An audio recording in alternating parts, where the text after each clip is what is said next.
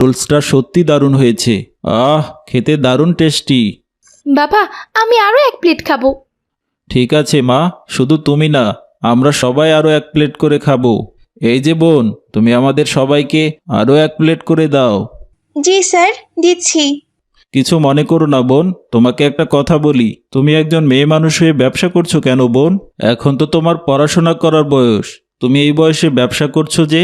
Sir, আসলে আমার অনেক দিনের স্বপ্ন ছিল আমি প্রতিষ্ঠিত হব, তাই লেখাপড়ার পাশাপাশি এই ছোট্ট নুডলসের দোকানটা দিয়েছি।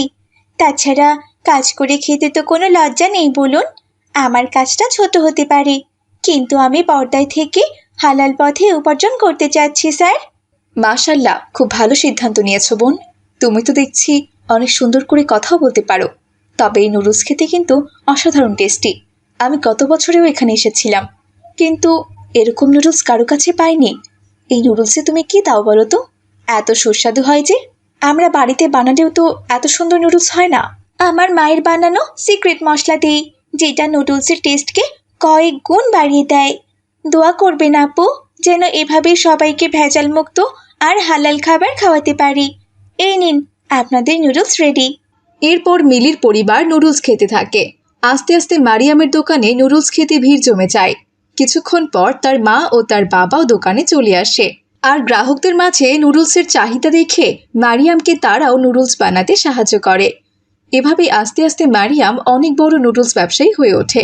আল্লাহ তাআলার রহমতে সে হালাল পথে ব্যবসা করে অনেক টাকা আয় করে আর নিজের পরিবারের ভরণ পোষণের দায়িত্ব নেয়। আর মারিয়ামের জন্য সেখানে ট্যুরিস্টের সংখ্যাও দিন দিন অনেক বেড়ে যায়। তখন অন্য ব্যবসায়ীরাও খুব ভালো ব্যবসা করে। সে এইসব কিছুর জন্য সবসময় আল্লাহ তাআলার শুকরিয়া আদায় করতে থাকে।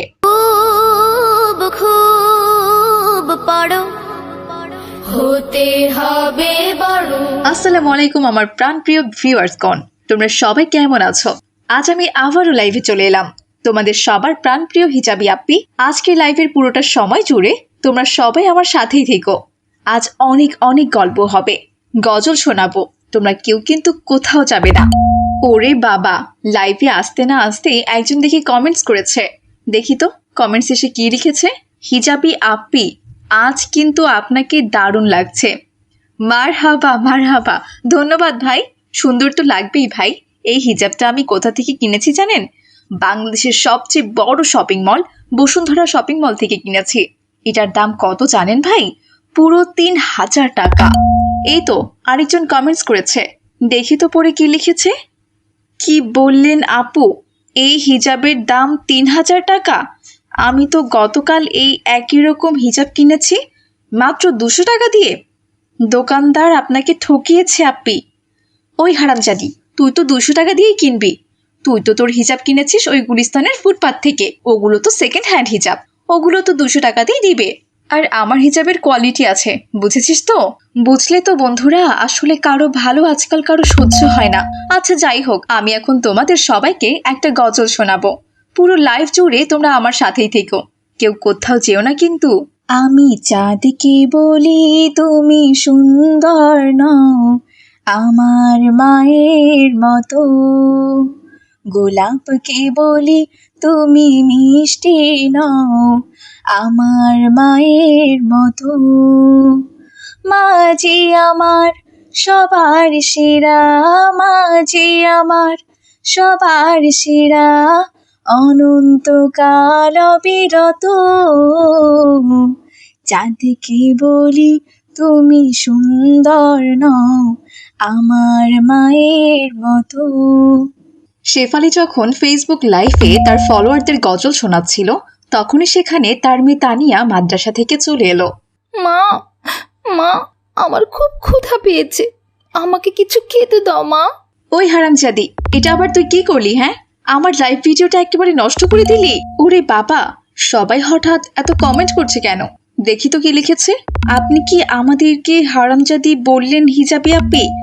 আরে না না, আমার প্রাণপ্রিয় ভিউয়ার্সগণ, আমি তোমাদেরকে কেন হারামজাদি বলতে যাব বলো তো? এই গালিটা তো আমি আমার বাড়ির কাজের মেয়েকে দিয়েছি। ওরে বাবা, হঠাৎ করে কমেন্টস দেখে আরো বেশি বেড়ে গেল। কি লিখেছে? কি আপনি কাজের মেয়েকে হারামজাদি বলেন? এটা তো অন্যায়, এটা তো জুলুম। এতদিন আপনাকে ভাবতাম আপনি খুব ভালো একজন মানুষ, কিন্তু এখন তো দেখছি আপনি হিজাবের আড়ালে ভদ্রমুখী একজন শয়তান। এই সেরেছে, এখন তো দেখছি সবাই আমাকে নেগেটিভ ভাবা শুরু করেছে। এভাবে চলতে থাকলে তো আমার ফলোয়ার কমে একেবারে জিরো হয়ে যাবে। তাড়াতাড়ি লাইভটা কেটে দে বাবা, পরে অন্য কোনো দিন লাইভে ওদেরকে বুঝিয়ে বলবো। এরপর তাড়াহুড়া করে শেফালি তার ফেসবুক লাইভটা কেটে দিয়ে তার মেয়ে তানিয়াকে বলল, কি রে, তোকে আমি কতদিন বলেছি আমি যখন লাইভে থাকবো তখন আমার সাথে কোনো কথা বলবি না, তবুও কেন লাইভের মধ্যে আমাকে মা বললি? পেটের মধ্যে কি কুমির ঢুকেছে? সারাক্ষণ শুধু খাই খাই করিস যে। মা, আমি তো এই মাত্র মাদ্রাসা থেকে ফিরলাম। সেই সকালে মাদ্রাসায় গিয়েছিলাম, আর এখন 4টা বাজে। ক্ষুধা তো লাগবে মা। তো ক্ষুধা লেগেছে ভালো কথা, তা নিজে গিয়ে রান্না করে খেতে পারিস না? আমাকে কেন ডাকছিস? হ্যাঁ, আমি কোনো রান্না করিনি, যা নিজে রান্না করে খা। ধুর, এর জন্য আমার সব ফলোয়ার আমাকে ভুল বুঝলো। এখন আবার আমার ওদের মান ভাঙাতে হবে। যা তো যা, এখন আমার চোখের সামনে থেকে চলে যা, তা না হলে এক লাথি দিয়ে ঘরের বাইরে বের করে দিব, এই বলে দিলাম। আচ্ছা মা, ঠিক আছে, আমাকে লাথি দিতে হবে না, আমি গিয়ে নিজেই রান্না করে খাবো। এই কথা বলে তানিয়া মন খারাপ করে কাঁদতে কাঁদতে রান্নাঘরে চলে গেল। রান্নাঘরে গিয়ে গ্যাসের চুলা জ্বালিয়ে ভাত উঠিয়ে দিল। ভাত রান্না করতে করতে সে বলল, কি পোড়া কপাল আমার। সবার মা তাদের ছেলে মেয়েদেরকে কত ভালোবাসে, কত ভালো ভালো খাবার রান্না করে রাখে, যাতে তারা মাদ্রাসা থেকে ফিরেই মায়ের হাতের রান্না খেয়ে তৃপ্তির ঢেকুর তুলতে পারে। আর আমি একটা মা পেয়েছি, সারাক্ষণ মোবাইল নিয়ে পড়ে থাকে, ফেসবুক লাইভে গিয়ে আড্ডা দেয় আর টিকটক ভিডিও বানায়, আমাকে একটু সময় দেয় না। ওই তো ভাতটা মনে হয় হয়ে গেছে, এখন ভাত নামিয়ে রেখে তরকারি চড়াতে হবে। ভাতের পাতিলটা আগে নামিয়ে দেই। এই বলে তানিয়া যেই না ভাতের গরম পাতিলটি ধরতে গেল, অমনি সে চিৎকার করে উঠল। ও বাবা গো, ও মা গো, আমার হাতটা পুড়ে গেল গো। কে কোথায় আছো? বাঁচাও আমাকে, বাঁচাও। তানিয়ার এমন চিৎকার তার মা তার বাবা দুজনেই শুনতে পেল। তানিয়ার বাবা তখন মসজিদে আসরের নামাজের ইমামতি করে বাড়িতে ফিরছিল। মেয়ের এমন চিৎকার শুনে সে তাড়াহুড়ো করে তার মেয়ের কাছে এলো, কিন্তু তানিয়ার মা তানিয়ার চিৎকার শুনেও না শোনার ভান করে তার ফেসবুক লাইভ চালিয়ে গেল। এ কি রে মা, কি হয়েছে তোমার? তুমি হঠাৎ এমন চিৎকার করে উঠলে কেন? বাবা, গরম ভাতের পাতিলটা নামাতে গিয়ে আমার হাতে গরম লেগেছে, তাই চিৎকার করে উঠেছি। কি বলছো মা? তুমি রান্নাঘরে কেন? তোমার মা কোথায়? মা তো ফেসবুক লাইভে গিয়ে তার ভিউয়ার্সদের সাথে আড্ডা দিচ্ছে। কি, এতটুকু একজন মেয়েকে রান্না করতে পাঠিয়ে সে ফেসবুকে আড্ডা দিচ্ছে? আজকে ওরও আড্ডা আমি বের করছি। যদি না আসে গভীর রাতে, প্রভুর প্রেমে জাগো শেফালি, হাতে। শেফালি, কি হচ্ছেটা কি এটা? কি হচ্ছে শুনি? এই তো আরেকজন চলে এসেছে। দিলে তো আমার লাইভটার 12টা বাজিয়ে। আচ্ছা ভিউয়ার্সগণ, অনেকক্ষণ ধরে তোমাদের সাথে আড্ডা দিলাম, আজ তাহলে এখানেই বিদায় নিচ্ছি। ভালো থেকো তোমরা। আসসালামু আলাইকুম ওয়া রাহমাতুল্লাহ।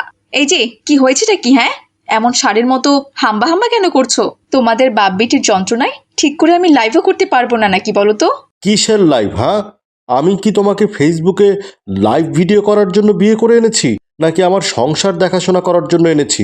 স্বামী আর মেয়ের কোনো খোঁজ নেই, আবার সে কোন ফেসবুক প্রোফাইলের নাম দিয়েছে হিজাবি আপ্পি। এই যে শোনো, তোমাকে আমি সাবধান করে দিচ্ছি, তুমি আমাকে যা বলার বলো, কিন্তু আমার Facebook ID, TikTok ID, YouTube ID এগুলো নিয়ে কোনো কথা বলবে না, এই আমি তোমাকে বলে দিলাম। কেন? এগুলো নিয়ে কথা বললে কি করবে শুনি? কি করব মানে? তোমার সংসারে আমি একদম ঝাঁটা মেরে চলে যাব, এই বলে দিলাম। এই সংসার আর তোমার মতো স্বামীর আমার কোনো দরকার নেই। আমার তো ফেসবুক আইডি, টিকটক আইডি আর ইউটিউব আইডি থাকলেই হবে। হায় আল্লাহ, এ আমি কোন মহিলাকে বিয়ে করে এনেছি? আমি একজন মসজিদের ইমাম, সবাই আমাকে কত সম্মান করে, কিন্তু আমি এখন এই কুলাঙ্গার বইয়ের জন্য কোথাও গিয়ে শান্তি পাচ্ছি না। সবাই বলে, হুজুর আপনি বড় বড় বয়ান করছেন, অথচ আপনার নিজের বউকেই ঠিক করতে পারছেন না। সে ফেসবুক লাইভে এসে হাজার হাজার মানুষের সাথে আড্ডা দিচ্ছে। এভাবে চলতে থাকলে কি আর আমার মান সম্মান থাকবে? তোমার মান সম্মান ধুয়ে কি আমি পানি খাবো নাকি? সে আছে তার মান সম্মান বাঁচানো নিয়ে, এদিকে সে যে আমার মান সম্মান কমিয়ে দিচ্ছে। একদিন লাইভে না গেলে আমার ভিউয়ার্সটা তো আমাকে না পেয়ে পাগল হয়ে যাবে। এই শোনো তো, তুমি এখন তোমার এসব পাগল মার্কা কথা বন্ধ করো। তুমি থাকতে তানিয়াকে কেন রান্না করতে পাঠিয়েছো শুনি? দেখো তো, গরম পাতিল ধরে মেয়েটার হাতের কি অবস্থাটাই না হয়েছে। তাতে আমি কি করব? আজ থেকে আমি তোমাদের দুজনের জন্য রান্না করতে পারবো না। তোমাদের দুই বাপ মেয়ের যদি খেতেই হয় তাহলে নিজেরা রান্না করে খাবে। ওসব রান্না বান্না আমার দ্বারা বাপু হবে না। আমাকে সকালবেলা ইউটিউবে ভিডিও আপলোড দিতে হয়, দুপুরবেলা ফেসবুকে লাইভ করতে হয়, আর রাতের বেলা টিকটক ভিডিও করতে হয়। ওসব রান্না বান্না করার মতো সময় বাবা আমার হাতে নেই। কি বললি তুই? তোর হাতে রান্না বান্না করার মতো সময় নেই? তুই ইউটিউবের জন্য ভিডিও বানাবি, টিকটক করবি, ফেসবুকে লাইভ করবি? যা, তাহলে তোর মতো বউরও আমার দরকার নেই। তুই বলেছিলি না তোকে আমি ডিভোর্স দিচ্ছি কিনা? দিচ্ছি ডিভোর্স। এই নে, তুই এক্ষুনি ডিভোর্স নিয়ে তোর বাপের বাড়ি চলে যা। যা বলছি। ও বললেই হলো? আমি ডিভোর্স দিব? আমি কেন ডিভোর্স দিতে যাব শুনি? আমি রান্না বান্না করতে পারবো না, আর এই বাড়ি ছেড়েও আমি যেতে পারবো না। আমি এই বাড়িতেই থাকবো, আর তোমরা নিজেরাই রান্না বান্না করে খাবে। এই আমার শেষ কথা। হায় আল্লাহ, আমি কি পাপ করেছিলাম যার জন্য তুমি এমন কুলাঙ্গার একজন বউ আমার কপালে জুটিয়েছিলে? আমার কপালে এর চেয়ে ভালো কিছু কি নেই? আমার মান সম্মান কিছুই রাখছে না। এই কুলাঙ্গারের হাত থেকে তুমি আমাকে হেফাজত করো আল্লাহ, আমাকে রক্ষা করো। মারে, চলো, আমাদের আর এখানে থেকে কোনো লাভ নেই। ও তোমাকে রান্নাবান্না করে খাওয়াবে না মা। আমি তোমার জন্য বরং হোটেল থেকে খাবার কিনে নিয়ে আসছি। আজ কোনো রান্নাবান্নার দরকার নেই।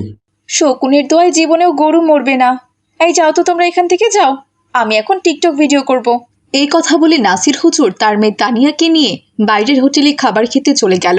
এদিকে শেফালি আবারও মোবাইল নিয়ে বসে পড়ল টিকটক ভিডিও বানানোর জন্য। এমনি করে দিন গড়িয়ে রাত হয়ে গেল। রাতেও নাসির হুজুর আর তার মেয়ে বাইরে থেকে খাবার খেয়ে এলো। ওরে বাবা, টিকটক ভিডিও বানাতে বানাতে কখন যে রাত হয়ে গেছে আমি তো বুঝতেই পারিনি। এদিকে তো ক্ষুধায় পেটের ভিতর ইঁদুর দৌড়াচ্ছে। তানিয়া, তানিয়া, কোথায় রে মা? আমার জন্য একটু খাবার নিয়ে আয় তো মা। তোমার জন্য কিসের খাবার নিয়ে আসবো শুনি? বাড়িতে কোনো রান্না হয়নি। আমরা দুই বাবা মেয়ে হোটেল থেকে খেয়ে এসেছি। তোমার খেতে ইচ্ছে হলে রান্না করে খাওগে। ওরে বাবা, দুই বাপ মেয়ে মিলে দেখি এক হয়ে আমাকে ফাঁদে ফেলেছে। বাইরে থেকে দুজন যখন খাবার খেয়ে এসেছে, আমার জন্য একটা পার্সেল নিয়ে আসলে কি হতো? পার্সেল? কিসের পার্সেল? নিজে রান্না করে খেতে পারো না, এখন আবার পার্সেল চাচ্ছ? আমি তোমার জন্য কোনো পার্সেল আনতে পারবো না। যাও মা, তুমি গিয়ে ঘুমিয়ে পড়ো। ও খায় খাক, না খায় না খাক, ওটা আমাদের দেখার বিষয় না। আমিও ঘুমিয়ে পড়ছি। এই কথা বলে নাসির হুজুর আর তার মেয়ে তানিয়া দুজন তাদের নিজ নিজ ঘরে শুতে চলে গেল। এদিকে শেফালি কি করবে কোনো কিছুই বুঝতে পারছিল না। আরে ধুর, আমার তো দেখছি ভালোই বিপদ হয়ে গেল। এত রাতে এখন আবার আমাকে রান্না করে খেতে হবে। ভেবেছিলাম আর আমি একটা ঘুম দিব, সেটা আর হলো কই। যাই, কিছু একটা রান্না করে খেয়ে নেই। তারপর শেফালি রান্নাঘরে গিয়ে রান্না বসিয়ে দিল। রান্নাটা হতে থাক, এই ফাঁকে একটা রান্নার টিকটক ভিডিও বানিয়ে ফেলি। রান্নার ভিডিওতে যা ভিউ আসে। সম্মানিত ভিউয়ার্সগণ, এই দেখুন আজ অনেকদিন পর আমি শখ করে রান্না করতে এসেছি। পুরোটা সময় জুড়ে তোমরা আমার সাথেই থেকো। রান্না শেষে সবাই মিলে একসাথে খাবো কিন্তু। শেফালি যখন এভাবে রান্না বসিয়ে লাইভ ভিডিও করছিল, হঠাৎ কখন যেন তার কাপড়ের মধ্যে আগুন লেগে গেল, কিন্তু সেটা সে বুঝতেই পারেনি। কি ব্যাপার, পোড়া পোড়া গন্ধ আসছে? এই পোড়া পোড়া গন্ধ কোথা থেকে আসছে? আমার মোবাইলটা আবার পুড়ে গেল নাকি? আরে না, মোবাইল তো ঠিকই আছে। তাহলে? এই কথা বলে শেফালি নিচে তাকিয়ে দেখলো তারই কাপড়ে আগুন লেগে গেছে। সে আগুন দেখে চিৎকার করতে শুরু করলো। কে কোথায় আছো? তাড়াতাড়ি এখানে এসো। এই দেখো, এখানে আগুন লেগে গেছে। কে কোথায় আছো? বাঁচাও। শেফালির এমন বাঁচাও বাঁচাও চিৎকার নাসির হুজুর আর তার মেয়ে তানিয়া শুনেও তারা সেখানে আসলো না। এটাও নিশ্চয়ই ওর কোনো ঢং হবে। বাঁচাও বাঁচাও বলে টিকটকে ভিডিও করছে। যা খুশি করুক, আমার ঘুম ধরছে, আমি বরং ঘুমাই। আস্তে আস্তে শেফালির পুরো শরীরে আগুন ছড়িয়ে পড়ল। আগুনে সে পুড়ে একেবারে ছারখার হয়ে গেল। সকালবেলা তানিয়া রান্নাঘরে এসে দেখে তার মা পুড়ে ছারখার হয়ে গেছে। নাসির হুজুর তখন ফজরের নামাজ পড়ে বাড়িতে এসেছে। বাবা, ও বাবা, ওই দেখো মা পুরে ছাই হয়ে গেছে। হায় আল্লাহ, এ কি সর্বনাশ হয়ে গেছে আমার। কাল তাহলে ওর গায়ে সত্যি সত্যি আগুন লেগেছিল।